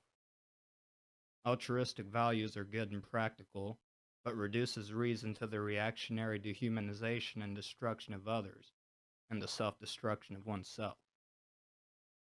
A confused and broken man that cannot lead his mind with clear rationality in his own direction. A man that is blind to what his own existence entails, clouded in a haze of unsolved pain. We are influenced by others and their lack of empathy for the self. Empathy does not come from the emotional reactionary convictions that plague the minds of the population, but from logical reasoning. A man that gives into emotion can only act as a beast, and cannot possibly live up to his own inherent potential he is gifted with unknowingly. Emotions are intrinsically tied to the human condition, and are also man's own downfall upon failure to process these emotions. Even emotions that we as a society preach to be objectively good, it is without a doubt that all emotions, even such as love, can result in a lack of fairness and regard for another's existence. To use an act. All right, 2 minutes in. Have you understood like almost anything that this guy has said? I've understood 100% of what he said. So do you think he's reading his supervillain speech off a script? I think It so. looks like his eyes are moving back and forth. I think he is reading it off a script for sure. I mean, how else could you possibly have all of this language written the way that it is? I mean, there's so many run-on sentences. He just kind of like It's actually I took the this fluidity is impressive. kinda, yeah. That's a fucking word for it. Jesus Christ. Like I Well, he's so a I'm, steady I'm sitting canter. down in a right. I'm sitting down and I have I'm trying to take notes on these videos so that I can interview him for this today, right? And like I had to go and like transcribe all of these in Premiere so that I could get my own transcription and like read along to the video like while he was talking so that I could make sure that I was lucidly understanding everything that he was saying. Like it's just word salad to me most of the time. Like I have such a hard time following. Well- Some of the things that he says just cracks me up though, like the way that he words them. I've listened to. I'm not gonna sit down and fucking read. I've listened to books written by Kant, so this is fine. Okay, fair. Fair. He is one of my favorite philosophers, and it's the worst author I've ever heard in my entire life. Like I'm gonna be smoking on some philosophy in my next convo for sure. Like, yeah. When does it I'm not start? even gonna play the rest. Somebody said, "Is this the Destiny Manifesto?" Jesus Christ. No. Destiny Manifesto is much better, sadly. It's gonna start in 7 minutes. So I'm actually gonna go. Thank you so much for the amazing conversation, Elder Yeah, Drazi. I appreciate you. Anytime, buddy. You Yeah, as we well. should do I this appreciate again. you having again. I appreciate you having or you coming on and having me on your stream. I had fun. Appreciate you, man. Good luck with all your Mr. Girl shit. I can't wait to watch the finished project. Is there a projected time you're trying to be done? I would be so irresponsible for me to do that. I have no idea. Just know that I'm constantly 3 months working from on it. Yeah, if I had to guess, I would say probably between October and November. Just considering the amount of things that I have to do and how much better I have to get at certain things to do it. Can I make a shout out? Is that okay? Can I shill my bullshit for a second? Yeah. Oh, please do, and send me all your shit so I can tag it on my videos. Yeah, for sure. I'll send you my link tree. That's the easiest shit. Yeah. Will in his channel, author of the Extreme Daddy Festo, the most recent manifesto that's going to come out. It's been 7 months of work, of detailed research to basically show how Xander Hall, Vosh, and Vosh's girlfriend all led a giant conspiracy against Extreme Dad to cancel him, ruin his entire life, and make him break up with his girlfriend. It's coming out within the next 2 weeks. I got all my gear behind me, literally filming the bitch with me in it. That's why I'm dressed up all nice today. Watch that shit. I'm supposed to talk to him soon. Extreme Dad? Yeah. Oh my god. Okay, you need to talk to him after I release the thing because I have to add you to the manifesto if you talk to him. Like, oh lord.